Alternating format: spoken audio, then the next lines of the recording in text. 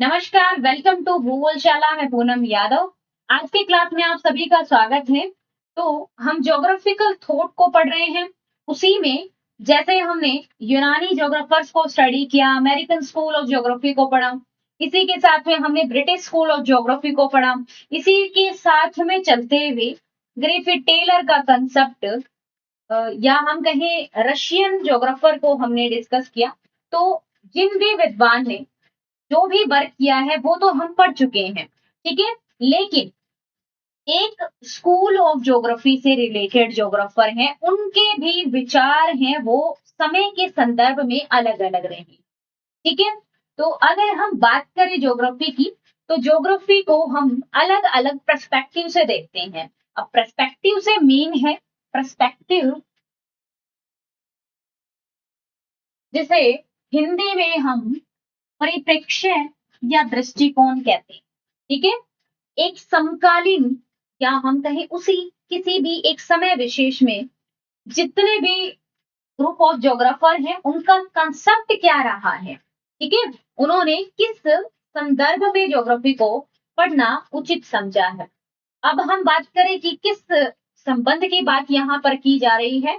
तो जैसे एक होता है ह्यूमन ज्योग्राफी, एक फिजिकल ज्योग्राफी है। ज्योग्राफी के दो पार्ट्स हैं या दो भाग हैं, ठीक है। फिजिकल ज्योग्राफी में हम नेचर मेड थिंग्स को स्टडी करते हैं, जबकि ह्यूमन ज्योग्राफी में हम इन्वायरमेंटल और ह्यूमन के बीच में जो इंटर रिलेशन है की हम बात करते हैं, ठीक है। तो मनुष्य के द्वारा किए गए सभी कार्यों का उल्लेख है वो हमें ह्यूमन ज्योग्राफी में मिलता है, ठीक है। तो ह्यूमन ज्योग्राफर जो है उनकी एक अप्रोच रहेगी कि हम मानव को ही सेंटर में रख करके स्टडी करें, क्लियर है। या फिजिकल ज्योग्राफर जो रहेंगे उन्होंने यही सोचना है कि अर्थ का इंटीरियर पार्ट कैसा है, अर्थ के इंटीरियर पार्ट से जो पार्टिकल्स निकले हैं वो किस प्रकार के हैं, रॉक्स कितनी प्रकार की हैं, मिनरल्स कहाँ से मिलते हैं, मिनरल्स कैसे हम रिसर्च करते हैं, या हम कहें कि कैसे हम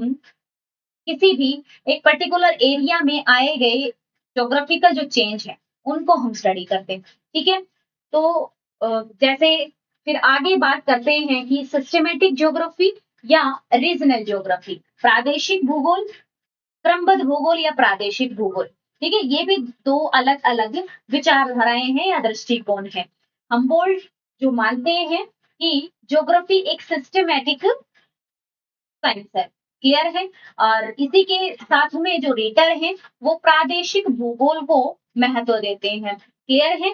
दोनों का संबंध ही ज्योग्राफी को समझाना है, लेकिन दोनों की विचारधाराएं हैं वो बिल्कुल अलग अलग, उनके कंसेप्ट हैं वो अलग है। जैसे रीटर ने ह्यूमन सेंटर्ड ज्योग्राफी को महत्व दिया है, वही हमबोल्ट है वो उनका रुझान नेचर या नेचुरल या फिजिकल ज्योग्राफी पर अधिक रहा है, ठीक है। तो वहीं आगे जाकर के क्रमबद्ध प्रादेशिक भूगोल, उसी प्रकार से फिजिकल या ह्यूमन ज्योग्राफी को हम स्टडी करें, इसी प्रकार से जो परिप्रेक्ष्य आते हैं, ठीक है, उसमें अलग अलग अप्रोचेज आती हैं। जैसे मॉडल्स का यूज किया गया है, या हम कहें अर्बन की ओर ध्यान गया है, क्वांटिटेटिव रिग्रेशन की तरफ ध्यान गया है, आदर्शवाद है या प्रत्यक्षवाद की, व्यवहारवाद की, कल्याणवाद की, या रेडिकलिज्म अतिवाद की हम बात करें, तो ये अलग अलग अप्रोचेज हैं समय के संदर्भ में परिप्रेक्ष्य या दृष्टिकोण, ठीक है। जो ज्योग्राफी को पढ़ने के मेथड्स हैं वो अलग है, क्लियर है।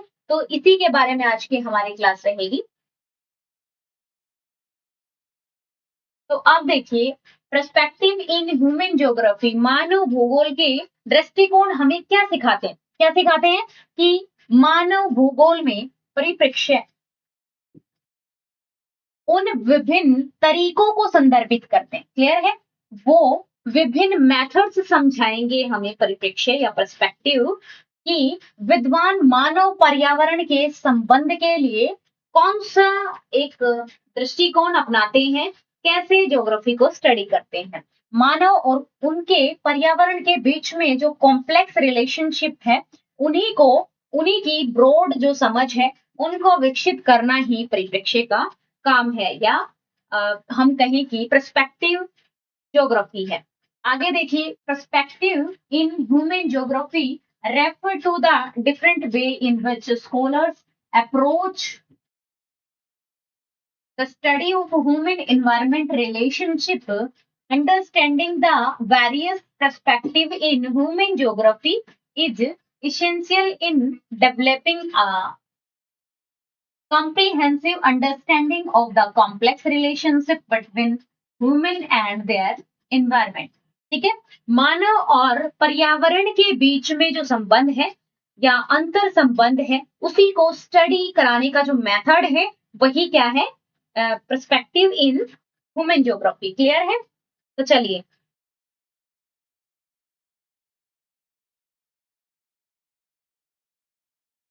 नेक्स्ट में हम देखेंगे क्यों आवश्यकता पड़ी परिप्रेक्ष्य को देखने। ठीक है, तो नेक्स्ट हम स्टडी करेंगे कि किस प्रकार से हमें इन पर्सपेक्टिव्स को देखने की या स्टडी करने की आवश्यकता है वो पड़ी है। तो मानव भूगोल में विभिन्न दृष्टिकोण विद्वानों को मनुष्य और उनके पर्यावरण के बीच में कॉम्प्लेक्स रिलेशनशिप को समझने की एक सूझ हमें देते हैं। In human geography different perspective helps scholars, ठीक है, सीखने वालों को हेल्प करते हैं understand the complex relationship between humans and their environment. ठीक है, मानव के किसी भी एक स्थान विशेष का मानव है वो अलग किस्म का है। ठीक है, एक अलग स्थान दूसरे की हम बात करें एक अलग रीजन की, तो दो रीजन अगर हैं और दो डिफरेंट नेचुरल रीजन है या ह्यूमनिस्टिक अप्रोच के अकॉर्डिंग अगर हम देखें तो मानव भूगोल या प्राकृतिक भूगोल या फिजिकल ज्योग्राफी, इन दोनों के बीच में ही जो कॉम्प्लेक्स रिलेशनशिप है या हम कहें मानव का पर्यावरण के साथ में अंतर संबंध है, उन्हीं की जटिल समझ को समझने का एक सोच है, वो इसी कारण से हमें आवश्यकता पड़ी। चलिए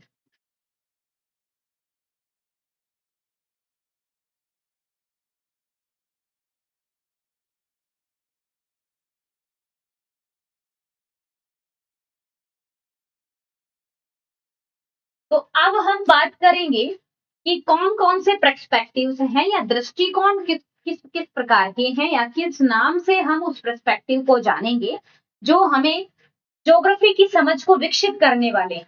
तो सबसे पहला अगर हम बात करने जा रहे हैं, देखें हम सबसे पहले वाले कंसेप्ट को, तो वो है स्पाशियल डिफरेंशिएशन या हम कहें एरियल डिफरेंशिएशन, स्थानिक विभेदीकरण। ठीक है, स्थानिक शब्द से अभिप्राय है किसी भी एक स्थान विशेष से, क्योंकि ज्योग्राफिकल व्यू से अगर हम अर्थ को देखें तो अलग अलग फिजिकल फीचर्स में डिवाइड है, तो इन्हीं फिजिकल फीचर्स की डिफरेंशिएसी को स्टडी करना ही क्या है, ज्योग्राफी है। तो एरियल डिफरेंशिएशन कंसेप्ट के थ्रू क्या कहते हैं, जैसे कांट महोदय कहते हैं कि किसी स्थान को स्टडी करना क्या है, कोरोलॉजी साइंस है ज्योग्राफी, ऐसा पहले ही इमैनुअल कांट के द्वारा कहा गया है। तो कांट कहते हैं कि ज्ञान इंद्रिय जन्य है और अनुभव से प्रेरित होकर के हम ज्योग्राफी को स्टडी करने चले तो किसी स्थान के संदर्भ में हम स्टडी करते हैं तो वो ज्योग्राफी है। क्लियर है? वहीं से कंसेप्ट आगे चलकर गया तो हैटनर महोदय के द्वारा, कौन, हैटनर महोदय ने इस कंसेप्ट को अपनाया है एरियल डिफरेंशिएशन को, और उन्होंने 1898 में उन्होंने अपनी कंसेप्ट है वो एरियल डिफरेंशिएशन की दी है। क्लियर है? हैटनर के बाद इसके समर्थक विद्वान हैं, हम बात करें हैटनर के आगे जाकर के तो हार्टशॉन है, हार्टशॉन जो nature of geography and perspective nature in geography, तो डडली स्टाम या पीटर हेगेट और चोरले ये भी किसी स्थान की स्टडी करने और वहां की एक विभिन्नता को स्टडी करने वाले मेथड पर ही जोर देते हैं। क्लियर है? हार्टशॉन के आगे जाकर के हम बात करें सेपर की या सावर की, ठीक है, जो कि स्पेशल या एरियल डिफरेंशिएशन को ही महत्व देते हैं।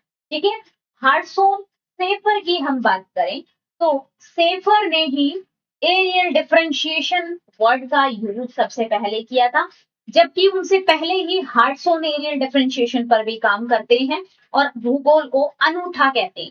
ठीक है, अनूठा से मतलब है कि ज्योग्राफी, अनूठेपन का स्टडी करना ही ज्योग्राफी है।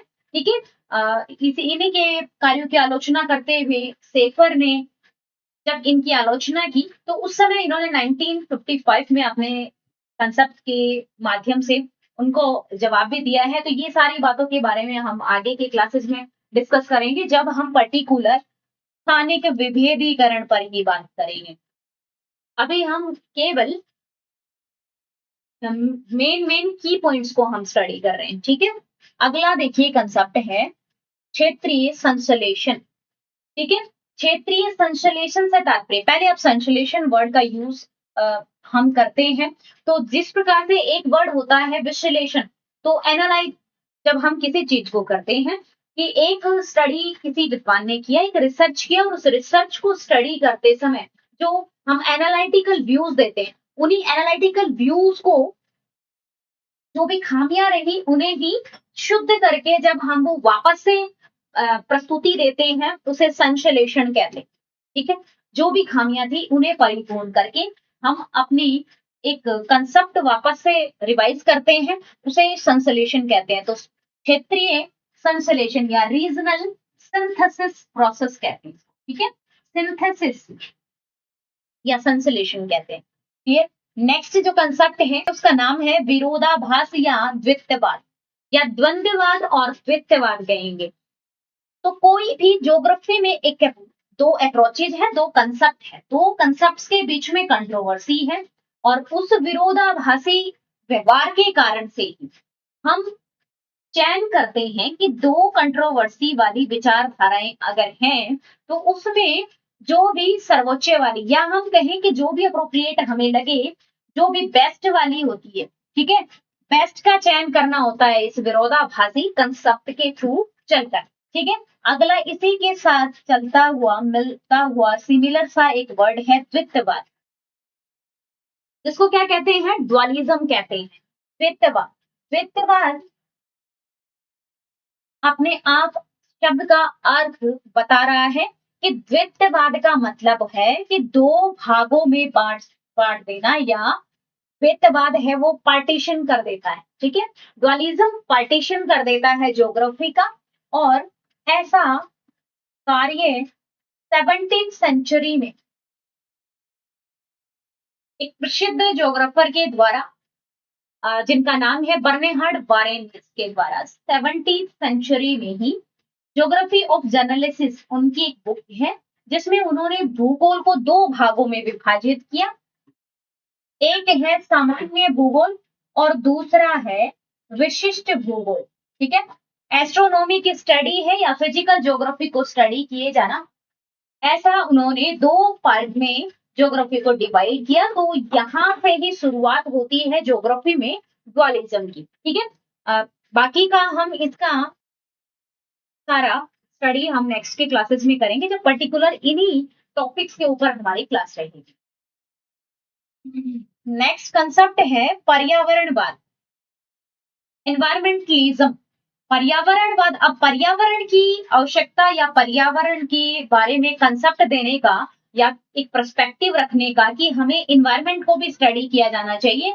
जैसे एक नेचर मेड थिंग्स हैं, उनके साथ में वुमेन अपनी एक्टिविटी करता है और वहीं से अपना विकास है वो प्रारंभ करता है। तो मानव अपने विकास की होड़ में जिस प्रकार से प्रकृति को बाधित करता है, जिस प्रकार से प्रकृति को हार्म करता है, तो वही एनवायरमेंट है वो वहीं पर हार्म हो रहा होता है। तो उस समय प्रकृति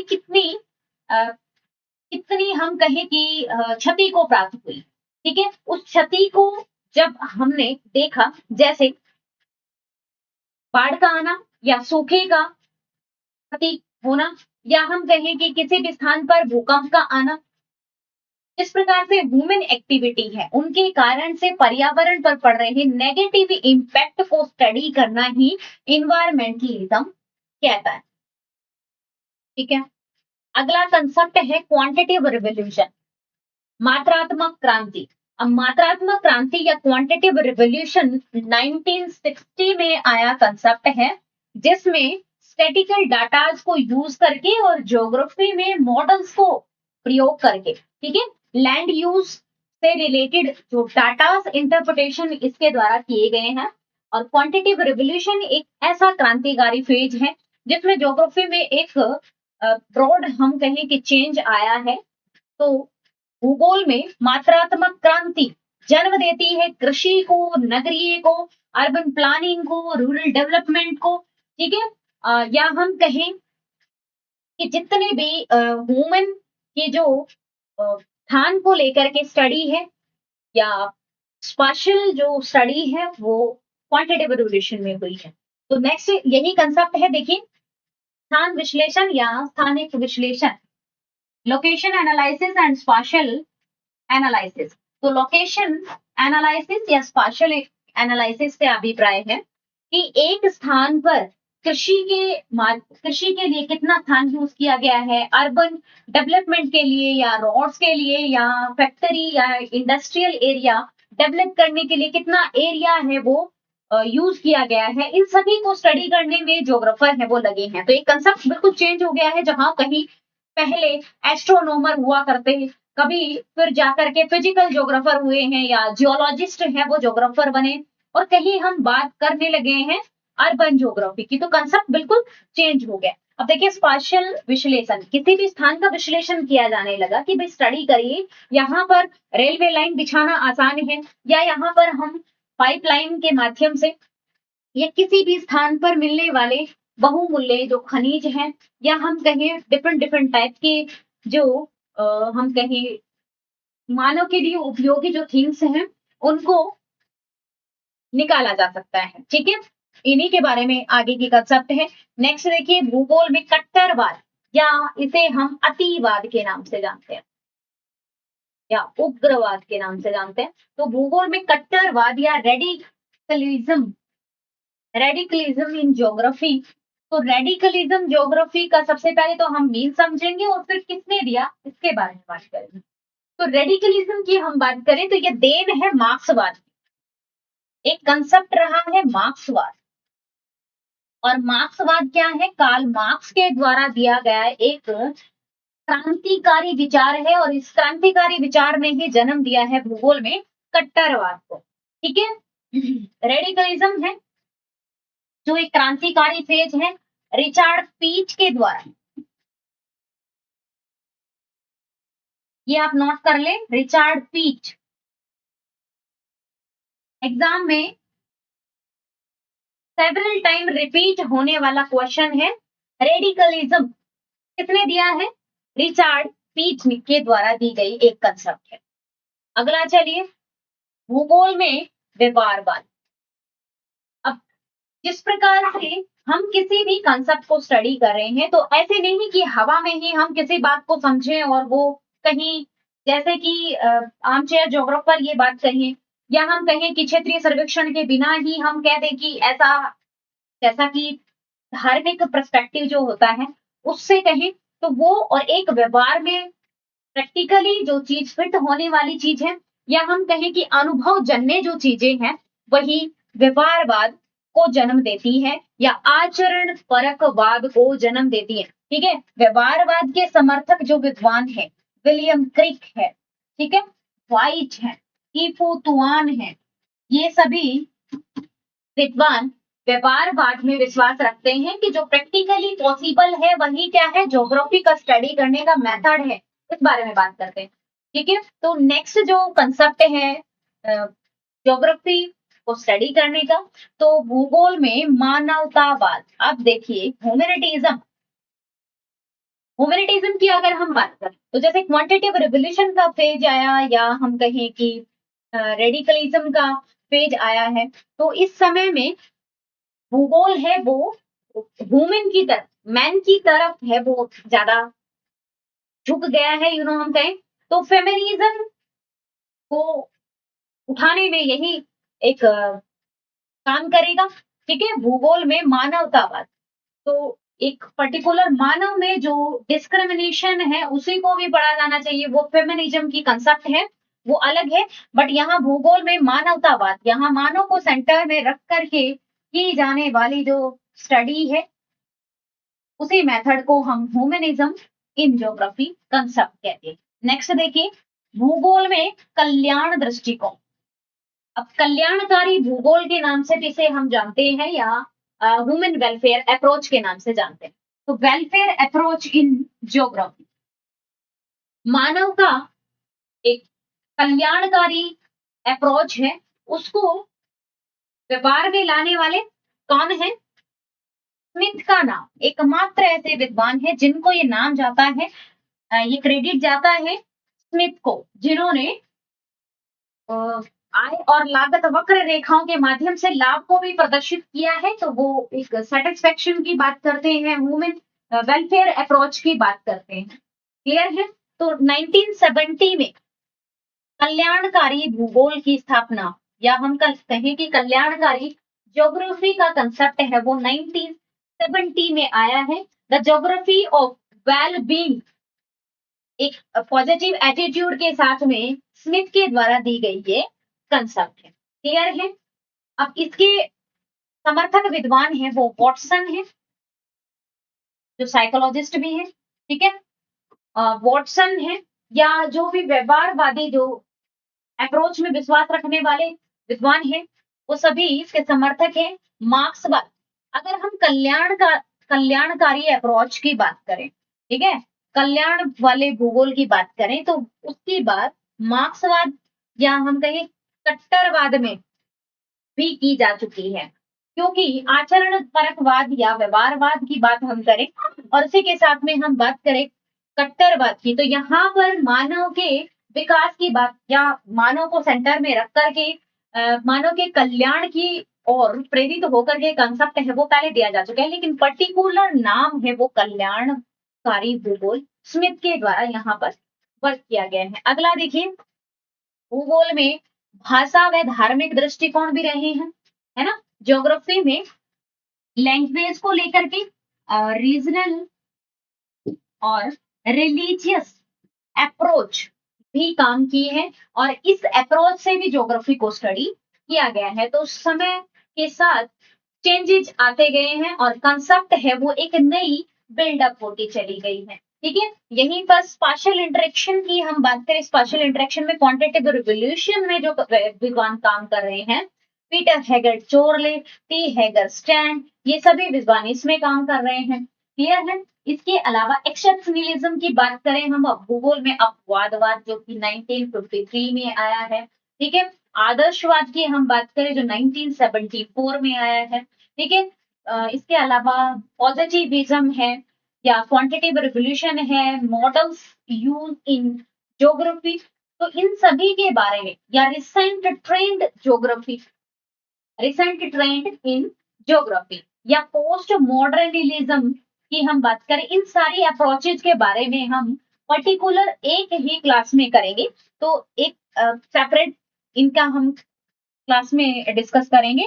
तो अभी के लिए ये एक ओवरव्यू था, तो बाकी इसका डीपली जो स्टडी है वो हम नेक्स्ट की क्लास में करेंगे। तो इसी के साथ ये है फिलहाल क्लास का एंड, और इसी प्रकार से हमारी क्लास है वो आगे की कंटिन्यू रहेगी।